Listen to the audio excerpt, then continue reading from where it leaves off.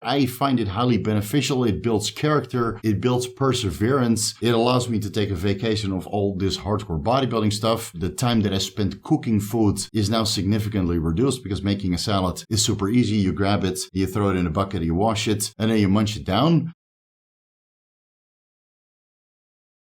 Vigorous Steve here. I only ate salad vegetables for 136 hours, so you don't have to. Actually, I take that back. I only ate dietary fiber sources for 5.5 days, and you should too, maybe once per year, or every 6 months if you can stomach it. Personally, I do fasting mimicking every 3 months. I fast or abstain from protein, carbohydrates, and fats, and just have vegetables for 5.5 days, so it can kind of clean out, detoxify, remove some of the intestinal mass, not go to the gym. I follow a deload, so I don't train at all. I still do fasting cardio every single day, but after 5.5 days, does it even count as fasting cardio? If I do it in the morning, I could do it any day of the day, right? So I do this to kind of zen out from the bodybuilding lifestyle, exclude the protein, the fats, and the carbohydrates, and just have vegetables and some over-the-counter supplements to meet my micronutrient intake for the day. Before we get into it, please like the video, leave a comment for the algorithm, and consider subscribing if you haven't already. If you want to support the channel, you can do so by joining the YouTube or the Patreon memberships, where you can vote for upcoming deep dives and join the Vigorous Q&A live, which is always on Saturday. Now, what do I have for you guys in this video? I have before and after pictures. I have before and after blood work results.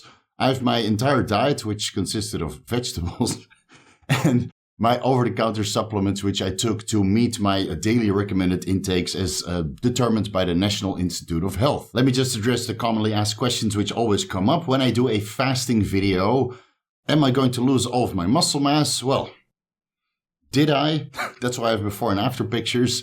Am I going to lose all of my gains? No, you will only get glycogen depleted and mineral depleted unless you supplement with minerals during your fasting period heavily, which can sustain a little bit of fullness. And again, if you add in a ton of fat burners, those will prevent you from going flat because now you liberate so much body fat, which will help with energy production instead of tapping into your skeletal muscle glucose stores and perhaps skeletal muscle amino acid stores in the form of protein that is stored as muscle tissue. So in this case, I didn't do that. You can decide by yourself of how much muscle I lost during this 5.5 day fast, which I did last week. You know, will you feel tired? Will you feel lethargic? Will you feel hungry? Obviously, I mean, there's medications or drugs out there for that nowadays, which I did take this time, tirzepatide. Very beneficial to suppress your appetite, I would say. Is fasting bad for your health? Not really, as you can tell from my blood work results. Some markers went down, some markers went up. But overall, all things considering, I would say that my blood work parameters improved. And for the guys that are going to wonder, Steve, how can you not eat for 5.5 days? What the hell is wrong with you? I've been doing this since 2016, ever since I watched a couple lectures of Dr. Jason Fung. I'll link some of them down below, the most updated ones. Very informative regarding the benefits of fasting. I would highly suggest you give some of those lectures a watch. I've been doing fasting since, 2016, every 3 months or at least every 6 months to kind of detoxify and clean out and zen out from the bodybuilding lifestyle. And so far, so good. I would say that fasting is one of the reasons why I didn't kind of destroy myself with my own bodybuilding aspirations. So there's a lot of benefits that comes to fasting. Yes, you will be hungry, but again, there's appetite suppressants for that. Yes, your stomach will be empty, but that's only beneficial because now my vacuum is super, super thin to the point my belly button can touch my kidneys, so to say. And you know, fasting or intermittent fasting has been around for centuries. There's Ramadan, which the Muslims follow. There's other fasting practices that some of the other religions follows. It's nothing new, but it might be new to you if you follow the bodybuilding lifestyle. So let me educate you on the subject in this video. Let's get started with the actual diet. I'll put it on the screen right now. That's exactly the diet that I followed. So besides the vegetables, I took all of these vitamins, minerals, and health supplements to make sure that I didn't become micronutrient deficient during the time that I was following this fasting mimicking diet of salad vegetables only. I won't discuss all of these over-the-counter supplements specifically. I'll link the year-round supplement stack article, which you can find on my website down below, so you can read why I take these particular supplements at certain times during the day. But what I will discuss are the overall micronutrients which I get from this combination of over-the-counter supplements over the course of the day. So these are the totals which I would get besides the salad vegetables. I feel that salad vegetables are not a great source of dietary micronutrients besides maybe sodium, potassium, and fiber. And, honestly, the salad vegetables that I take are so diverse that I don't want to spend the time to really nitpick all of the micronutrients which they contain. I have a lot of pickles while I'm fasting, maybe 10 pickles per day. So that's a very good source of sodium. Of course, all of the salad vegetables have a very good source of potassium and tons of fiber to kind of help you clean your intestinal tract over this course of 5.5 days. Besides my total micronutrient intake, I also listed the daily recommended intakes for men aged 19 to 50 years old, as well as the estimated average requirement of various micronutrients and the tolerable upper intake for every micronutrient if that's established. For example, beta-carotene vitamin A doesn't have a tolerable upper intake limit, but for all of the guys that ever followed a diet filled with sweet potatoes and pumpkin, or maybe carrots, or paprika spices, I'm sure you guys remember that you slowly started to turn orange on your skin. So there's only so much beta-carotene you can actually take before your skin pigmentation starts to change and you turn into a flamingo. This is basically all of the totals. Right, you see that most of them kind of match somewhere in between the daily recommended intake up to the tolerable upper intake. Some of them go over the established tolerable upper intake limits, like vitamin C, for example. I took 4,000 milligrams vitamin C per day. Sometimes I take 6,000 milligrams vitamin C per day, but the tolerable upper intake is only 2,000 milligrams vitamin C per day. I've never had an issue with taking that much vitamin C, so I only use these tolerable upper intakes or daily recommended intakes as a guideline. And I honestly think that the National Institute of Health needs to revise all of these micronutrient recommendations, because when you look at magnesium, the daily recommended intake is 420 milligrams per day for men aged 19 to 50 years old. But the tolerable upper intake is 350 milligrams per day. So 70 milligrams per day discrepancy. I take 940 milligrams magnesium while I'm fasting from supplemental magnesium bisglycinate supplements. And, when I follow a regular bodybuilding routine, I might go up to 2,000 milligrams magnesium from dietary sources and supplemental sources. And, well, so far so good. I'm not quite dead yet, even though I take 6 times the tolerable upper intake as established by the National Institute of Health. So far so good. Fingers crossed. Let's go over the before and after pictures. Before I started fasting, I was 97.5 kilograms on March 26th. And 6 days later, on April 1st, and this is not a joke, guys, this is not an April Fool's joke, I was 92.5 kilograms. I dropped exactly 5 kilograms on the scale after going to the bathroom. So after going to the bathroom, evacuating all of the food from the day before, March 26th on Sunday, I was 97.5 kilograms, quite full and big. I would say, all things considering that I've already been a month off anabolic androgenic steroids, besides the HCG and HMG monotherapy that I'm still running. And then 6 days later, 92.5 kilograms, flat and stringy, albeit that a lot of you guys were very complimentary when I posted this video on Instagram. Honestly, I didn't expect that. When I caught these pictures and I looked at the videos, I'm like, man, I look like a lantern post. That's how skinny I felt. And of course I felt a little bit spaghetti because I didn't really eat anything of substance for 5.5 days. So you feel a little bit mentally compromised when you're that depleted. You look at the video and you're like, oh man, I can't possibly post this online. I went to go in for blood work, which we'll discuss a little bit later. I had a couple meals. Then I looked at the video and I looked at my reflection, now completely glazed over and watery because I reintroduced a lot of carbohydrates containing a decent amount of sodium, more sodium than I probably ate while I was following the fasting-mimicking diet with 10 whole pickles per day. So when I looked in the mirror, I looked worse than the pictures I just took and the video I just took in the morning. So I decided to post it, and you guys were all very complimentary. So thank you guys so much for your support. This video, you can see that I'm shaking quite a bit. I haven't really practiced my posing for the last 3 years now, ever since I kind of slowly taking a step back from this bodybuilding journey. Normally a couple of years back when I was completely embedded in bodybuilding and becoming 120 kilos during the off season and maybe 100, 105 kilos decently lean after a cutting phase. During those times, I would always practice my posing, but I haven't really done that for the last couple of years because I don't really have time for posing. You know, the 15 to 20 minutes it takes per day, I could otherwise do spending on research or doing consultations or actually spend some time with my wife, which I should be doing more of. Let's move over to the actual protocol that I was doing, which is very similar to the protocol I did or I shared with you guys last week. So quick reminder.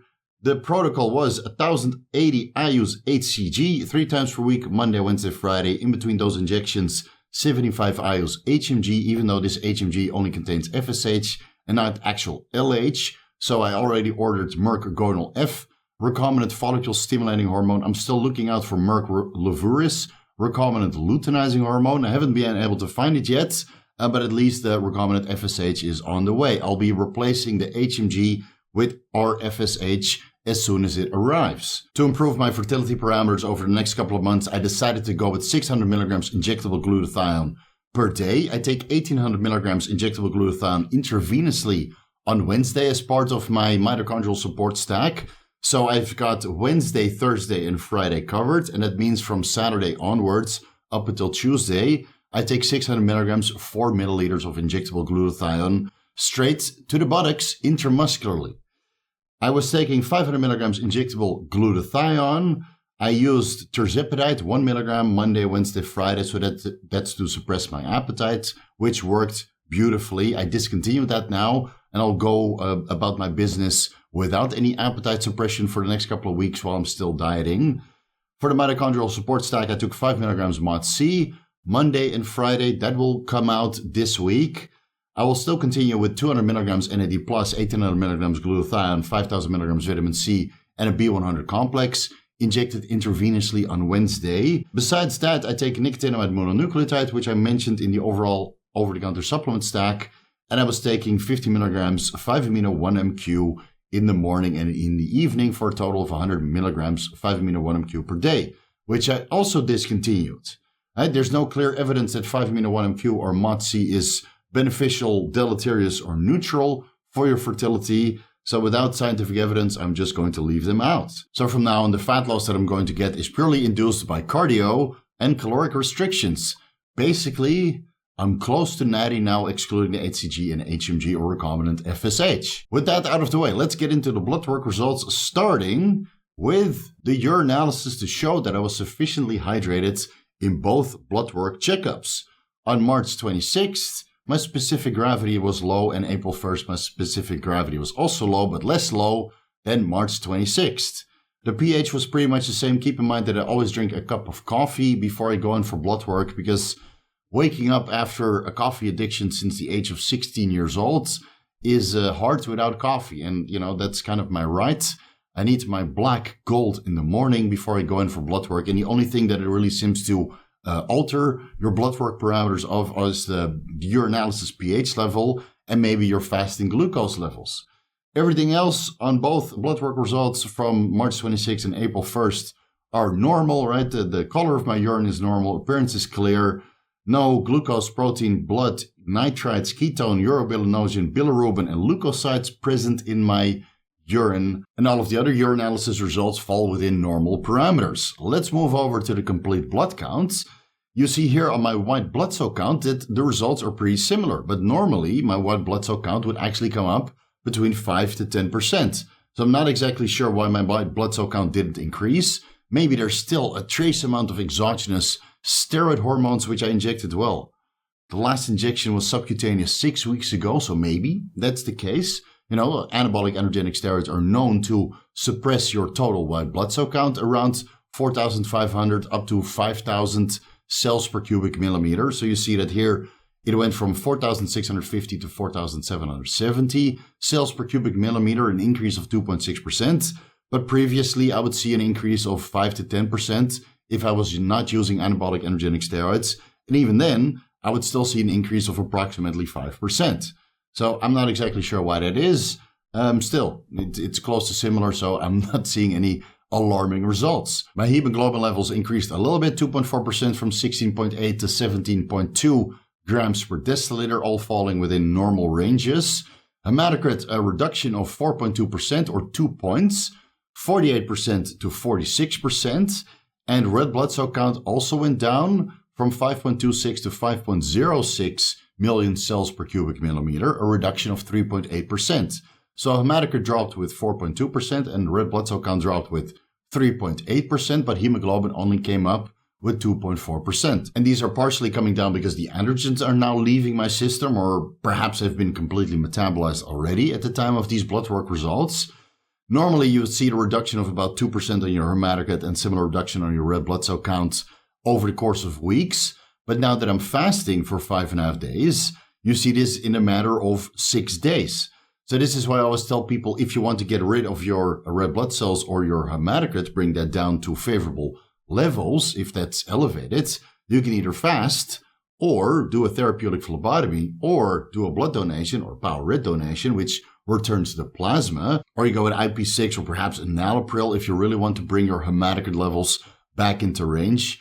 You know, the cheapest way is just to not eat for a week. You'll see a reduction of 2 points on your hematocrit, assuming that hydration levels are pretty similar. So this is a lot of autophagy and destruction of the red blood cells. You see that hemoglobin content of the red blood cells is now spilling into the bloodstream. And as you can see from my bilirubin levels, there's a lot of metabolism going on of the hemoglobin, which is now being liberated. But more on that when we get to the liver results.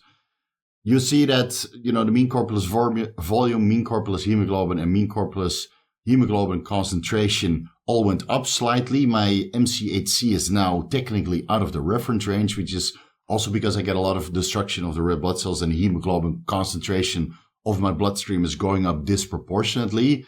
I would assume that this is a temporary state due to fasting, and I assume that MCHC will fall back within normal parameters over the next couple of weeks when I do blood work again. And you see that my red cell distribution with the overall size of the red blood cells, the difference between the small red blood cells with little hemoglobin and the big red blood cells with a lot of hemoglobin, that went down. So now the size between the small ones and the big ones is closer together, a reduction of 5.3% from 13.2 to 12.5%. Platelets are pretty much the same. You see quite various changes on my white blood cell count differential. So neutrophils went up, lymphocytes went down, monocytes stayed the same, eosinophils went down, and basophils stayed the same as well. And my neutrophil to lymphocyte ratio, which is a marker to determine if there's any inflammation present in the body besides homocysteine and the high sensitivity C-reactive protein test, and ferritin to a certain extent, right? Neutrophil to lymphocyte ratio can help you determine if there's inflammation present. It went up with 20.4%, still within normal parameters, a ratio of 1 to 3. It went from 1.2 to 1.5. So I'm not alarmed. I would say that this is a normal fluctuation at a moment in time and not an indication that inflammatory markers are going up, because C-reactive protein and ferritin levels are also still within the reference range. The other parameters related to my complete blood count are exactly the same and exactly normal. Let's move over to the blood chemistry. You see that after 5.5 days of no real food of substance, serum glucose went down from 85 to 73 milligrams per deciliter, a reduction of 14.1%. Before, I would take like 5 IUs of long-acting insulin, Lantus, while I was fasting. This time I didn't do that. But when insulin was in the picture, I would maybe wake up with a glucose of 65, 68 milligrams per deciliter. Again, guys, don't do what I do. I do this so you don't have to. Moving on to blood urea nitrogen, a marker for protein metabolism occurring within the liver. That's dietary protein. And of course, when you're not eating any dietary protein, there's no protein metabolism occurring within the liver, causing this metabolic waste product, blood urea nitrogen, to come down significantly. It went down with 76.2%, from 27.3, which is out of the reference range, to 6.5 milligrams per deciliter, which is below the reference range. So, over the course of 6 days, out of the reference range BUN to below the reference range BUN, simply by restricting dietary protein. Creatinine, which surprises me, went up with 13.4% from 1.19 milligrams per deciliter to 1.35 milligrams per deciliter. And this is the first time that I've ever seen that, besides the time that I took a boatload of baking soda or sodium bicarbonate while fasting, which lowers the acid buffer within your bloodstream, allowing your skeletal muscle to dump all kinds of metabolic waste products into the bloodstream. So in that case, I did too much experimentation, 30 grams of baking soda per day. Don't do what I do. I mean, my blood literally turned purple over the course of 6 days. I'll link that video at the end of this one. So in that instance, my creatinine went up, and in this instance, it went up, but I certainly know that I didn't supplement with boatloads of baking soda. So it might be due to dehydration. It might be due to autophagy of the skeletal muscle cell, as you can see from this 5 kilograms of body weight that I dropped over these 6 days. There's a lot of scientific evidence that creatinine goes up after fasting, which is usually paired with dehydrated states. But it could also be because I practiced my poses before I went in for blood work. Again, I took the before and after pictures on both days before I went in for blood work, but maybe creatinine didn't go up because the last time on March 26th, I wasn't in a fasted state. I fasted for maybe 10 hours, still eating the night before and the days leading up to that blood work. But this time, well, only eating salad vegetables for 5.5 days and then doing posing, trying to get good pictures while you're shaking profusely because you didn't really practice your posing for years in duration. Maybe that's the reason why creatinine went up. Again, a multitude of reasons. I'm not alarmed by a creatinine of 1.35 milligrams per deciliter because every time I do a 24-hour urine collection test, my GFR, glomerular filtration rate without the E standing for estimation, usually ends up between 170 to 180. So my kidneys are working just fine, as proven by my cystatin C levels, which are basically identical, 0.76 milligrams per liter on March 26th. And on April 1st, they increased a whopping 1.3% to 0.77 milligrams per liter. So far, so good. Uric acid went down with 24% from 6.7 to 5.1 milligrams per deciliter. Now, it's very common for uric acid levels to go up significantly while fasting. That's a very good indication of autophagy. But in my case, that never happens. And before you ask, nope, I didn't self-prescribe allopurinol, which is commonly used by people who fast frequently to keep their uric acid levels within range. Again, uric acid usually goes up because when you fast, there's a lot of protein breakdown, amino acid breakdown. And when a lot of autophagy occurs, that also means you get a lot of breakdown of DNA and RNA. And in this process, purines are released, which your liver converts into uric acid. So it's very normal for uric acid levels to go up. That's why it's very important to stay hydrated while you're fasting a multitude of days, especially if that's aimed towards the maximum amount of autophagy. And in that case, if you're worried about high uric acid levels for a couple of days out of the year, maybe then allopurinol is recommended. Creatine phosphokinase went down with 52% because I didn't train, 1,633 units per liter to 784 units per liter. So that's very common for me when I stopped training as intense. Again, a creatine phosphokinase level of 1,600 units per liter is not that high for a real bodybuilder, but I've been training like an Instagram model, so don't expect too much out of me right now. Before I would have like 4,000 to 5,000 CPK levels, but right now, since I'm keeping a couple reps in reserve and I know that I don't have so many recovery aids in the picture, only 1,600 units per liter, and after a week of fasting, 780. All is well. High sensitivity C-reactive protein, pretty much the same, 0.6 to 0.5 milligrams per liter, so no indication of inflammation. But I didn't check my homocysteine levels because, well, every time I check my homocysteine levels, they're within range because I'm always on top of my B vitamin intake and I always make sure that I avoid anything that's highly inflammatory, including some of the comments on social media. Moving over to the serum lipids. Keep in mind that I discontinued the citrus bergamot, I discontinued the ezetimibe, and even though I still take fish oil and do my daily fasted cardio, my serum lipids are slowly getting worse. And I also excluded the anabolic androgenic steroids. I'm not exactly sure if there's like a discontinuation compensatory effect of taking the citrus bergamot and the ezetimibe out. I'm still on berberine, but in this case, the berberine and the fish oil and the daily fasted cardio is not sufficient to keep my HDL and LDL levels in range. And it's actually getting worse, I would say. Now, I remember that I also promised you guys that I would also check my very low density lipoprotein as well as my apolipoprotein A, apolipoprotein B, and my lipoprotein little a levels. But I completely forgot. My sincere apologies. I will check them next time at the end of April, beginning of May when I come back from holiday. Because with these worsening lipid levels, I should check my VLDL, ApoA, ApoB, and LP little a levels again, right? Without the ezetimibe and the testosterone in the picture, these levels are surely going up. I want to ask you guys, should I keep going with the exact same protocol without the citrus bergamot, but with the fish oil and the berberine? Or based on these serum lipids, would you say, Steve, please add in the citrus bergamot, because otherwise you're going to get coronary plaque buildup, even though you're always in a low inflammatory state. Okay, I'll leave it up to you guys. Please post it down below in the comment section.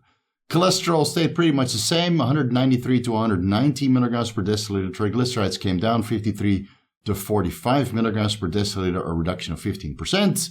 Again, fasting can increase triglyceride levels in sedentary people, but in my case, my triglycerides are usually low at, the bottom of below the reference range.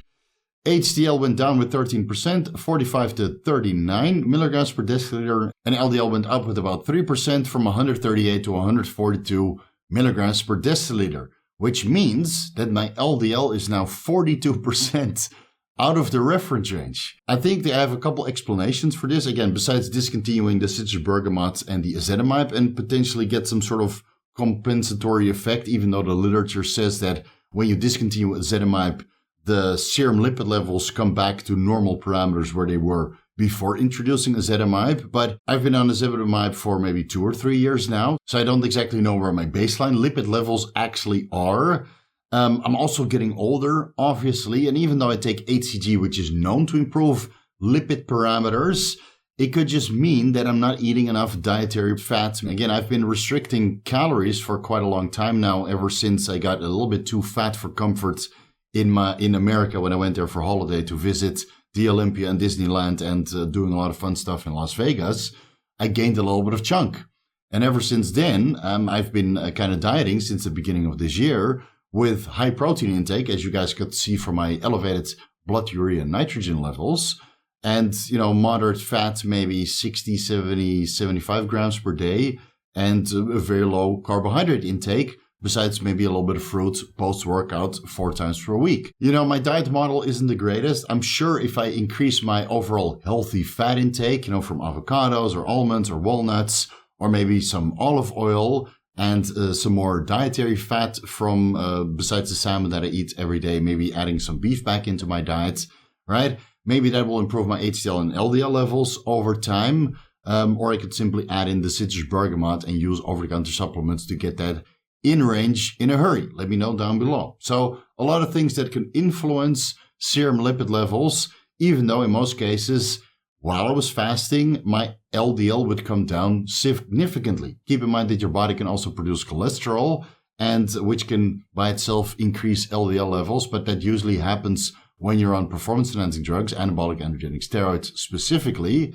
And this time I've been excluding those for a multitude of weeks already. Liver panel. Now, most of this is actually quite normal, quite representative of what would happen when you're fasting. It is of note that my albumin to globulin ratio is now increasing with 5.3%. Before the ratio was 1.9 and now it's 2, which is out of the reference range. That could be a high albumin due to dehydration, which I don't think is the case, or a low globulin due to malnutrition, which I just mentioned in my diet. And even though I'm on top of my macronutrient and my overall protein requirements, I think my dietary fat intake, as proven by this elevated albumin to globulin ratio, I think my dietary fat intake is simply too low. So do a little prayer for me. I still got a couple weeks to go, but as soon as I go on holiday to Bali and I do my gynecomastia surgery, you bet both of your testicles that my dietary fat intake is going to be significantly higher because, well, you need dietary fat to recover from surgery, besides all of the peptides, which I'm obviously going to run to recover from that surgery in a hurry. My fat intake is also going to go up. And when I go to Bali, my fat intake is certainly going to go up because high fat intake is also good for your libido. And that's why we go on holiday too. I'll spare you the details. Bilirubin. Total bilirubin went up with 56% from 0.77 to 1.2 milligrams per deciliter, and direct bilirubin went up with 46% from 0.24 to 0.35 milligrams per deciliter. And that's because I get a lot of hemoglobin metabolism from the autophagy of the red blood cells, which were produced on cycle. Again, I've mentioned this several times before. When you come off cycle, bilirubin levels might go up if your hematocrit and red blood cell count was elevated due to boldenone or primobolan or sleep apnea or anadrol, right? All of those things can increase your hematocrit and red blood cell count containing hemoglobin.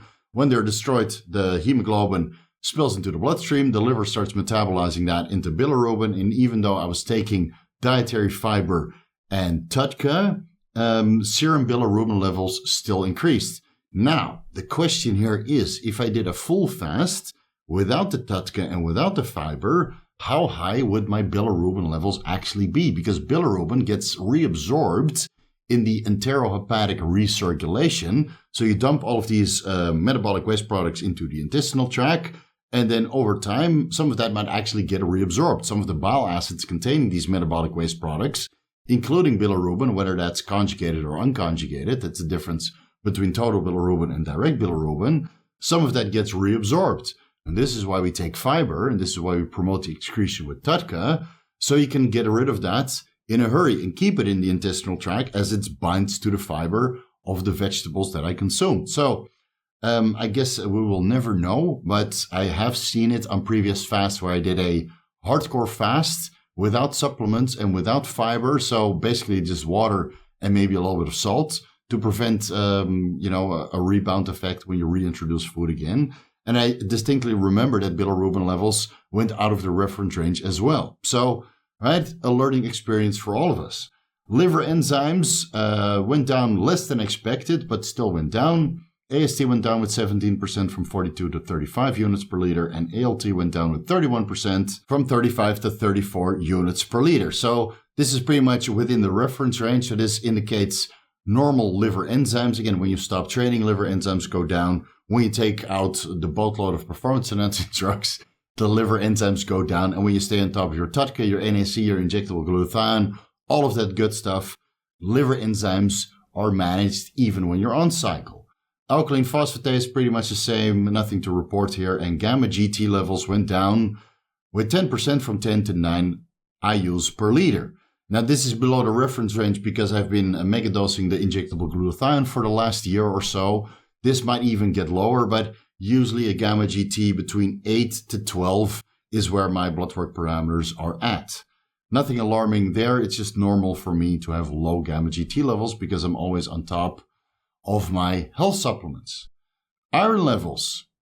Again, I mentioned that red blood cells are destroyed, that hemoglobin content goes up, and as the hemoglobin is metabolized into bilirubin within the liver, it liberates or releases its iron content. Yes, hemoglobin contains iron. That's how your red blood cells actually bind and store and hold oxygen. For that, you need iron. Iron levels increased with 26% from 121 to 152 micrograms per deciliter. Again, it's very normal for iron levels to come up while you're fasting. Even ferritin might come up while you're fasting, but that kind of depends on how much iron is released from the hemoglobin or maybe from tissue that also stores iron, right? Ferritin stores iron either in the bloodstream or in the actual tissue. And when there's a lot of autophagy occurring, some of this ferritin from the tissue can actually end up in the bloodstream, or maybe ferritin is now produced to a higher extent in the liver because serum iron levels are coming up because it's also dumping into the bloodstream, right? So a lot of co-reasons while you're fasting, but it is very normal for ferritin and serum iron levels to come up. Ferritin went up at 45% from 212 to 308 nanograms per milliliter, all within normal parameters, but higher than before. Again, I checked my cardiac markers because I stopped training for a week. Now, some of them or most of them came down with about 5%, but I would not say that that's very conclusive or indicative that my cardiac markers are elevated due to training. Again, I feel that they're elevated due to the double tap, which I was forced to take at that time, 1.5 years ago, because that was at the height of the pandemic. I regret it, but I can't take it back. So next time I'll take a month off in May. I'll check these cardiac markers again to see if a month off will bring my cardiac markers down. And if they don't come down during that time significantly, I'm going to lawyer up. CKMB, the heart-specific CPK levels, came down 5% from 24 to 22.8 nanograms per milliliter. NT-proBNP was never out of range, so that's still pretty much the same. High sensitivity troponin T levels came down with about 5.7% from 0.035 to 0.033 nanograms per milliliter, and troponin I went down with 4.4% from 4.5 to 4.3 picograms per milliliter, which is within normal parameters. So CKMB and troponin T levels are now chronically elevated, going all the way back to December of 2021. Thank God I sold all of my stocks of the company that produced that vax. Thyroid levels. Interesting results. You see that my thyroid stimulating hormone went up with 67% from 2.85 to 4.76 micro IUs per milliliter. Now, I think my thyroid stimulating hormone increased because all of my thyroid markers went down with, let's say, between 10 to 26%, right? You see it on the screen, so no need to repeat it. It could be because I didn't supplement with iodized salts. The iodine is useful for T4 production. Again, T4 thyroxine contains 4 iodine atoms, and through the deiodinase enzymes, the one iodine atom is metabolized for it to be metabolically active T4, which contains 3 iodine atoms. It's called triiodothyronine, right? It's impossible to pronounce, but I got it in one go. So I think my TSH levels went up partially because I didn't supplement with iodine, besides 150 micrograms of iodine that I would get from my multivitamins. Again, it could be due to the severe caloric restriction that I've had over the last couple of days. Maybe it's just an indication that I need to reintroduce T4 supplementation, 100 micrograms per day. But I'm just going to keep my eye on it. I've seen this before on my thyroid panel, that thyroid markers went down and my thyroid stimulating hormone went up, simply because I excluded so much food. So this is probably just a temporary state. And as soon as I reintroduce the food, I'm sure that these thyroid markers will come back down. If you're a high panic individual and you see your TSH level close to the top of the reference range, and now you think you're going to develop goiter or thyroid cancer, you're one of those guys, feel free to supplement your T4 in. Personally, I'm not worried at all. I would be more worried if this was chronically elevated, which could indicate Hashimoto's disease. But in that case, it would be a TSH of, let's say, 6, 7, maybe even 12 micro IUs per milliliter. Let's move over to the sex hormone. And as usual, you will post a comment if you use the timestamps to skip ahead.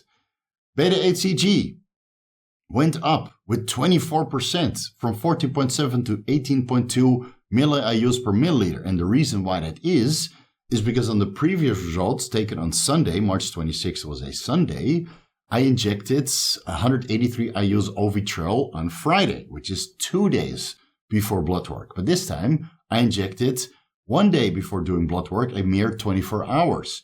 So this is why beta-HCG levels are increased, right? It's closer to the injection, and this is why it's higher than the previous time. Estradiol came up slightly, 2.7% from 32.9 to 33.8 picograms per milliliter. And I'm still surprised that estradiol levels are within normal parameters, because every time I do research on HCG at higher dosages, you see that estradiol increases disproportionately. And maybe that's because I've been supplementing with 100 milligrams zinc glycinate per day for the last couple of weeks. Again, zinc can also act as an aromatase inhibitor to a certain extent, preventing the conversion of testosterone into estradiol. So this is nicely in range, and my sex drive is as good as it can be, considering that I've been restricting my calories quite tremendously these last couple of weeks. Follicle stimulating hormone went down from 6.26 to 2.15 milli-IUs per milliliter. As you guys might remember, the last time I did blood work, and again, we discussed these results last week during my semen parameter video. The last time it was middle of the reference range because I IV'd the Meronial HMG 5 minutes before drawing blood for analysis.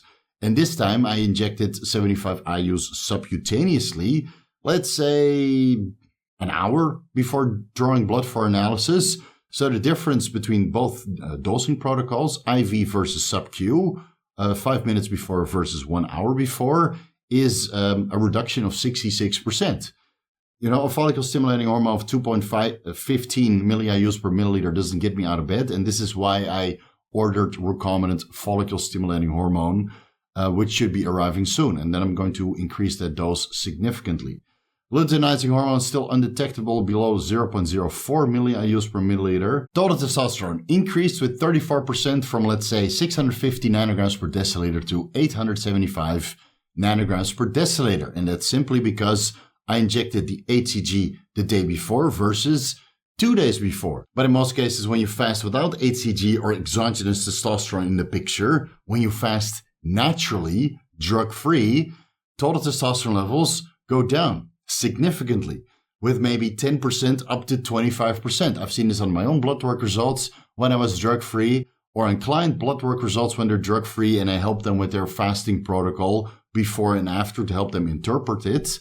A steep reduction in total testosterone levels, and that's not because of testicular function, but that's simply because LH and FSH levels come down substantially when you're restricting your calories. This is another reason why true drug-free athletes, even when they diet for 26 weeks, by the end of it, their LH, their FSH, and their total testosterone levels are almost subclinical. It's quite sad. It's something to say for having a little bit of TRT or HCG in the picture just to sustain your levels within normal parameters. But, you know, when you restrict calories that long, that severely, androgen deficiency is to be expected. In this case, my total testosterone went up, but that's because the HCG was injected a day earlier.